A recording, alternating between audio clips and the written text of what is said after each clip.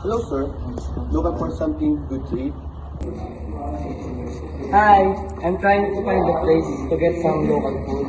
Some things look delicious, but I don't know where to start. Have a seat, sir. Thank you. You're in the right place. What kind of food are you craving, sir? Spicy, seafood, or something traditional? So, I'm open to anything, something authentic, maybe a bit adventurous. You got to try pork dinuguan. It is a local food. You can find it Indian here over there. Oh wow, sounds great. Thank you for the tip. No problem, sir. If you have anything else, just ask me around. We're happy to help you. Oh, okay, thank you.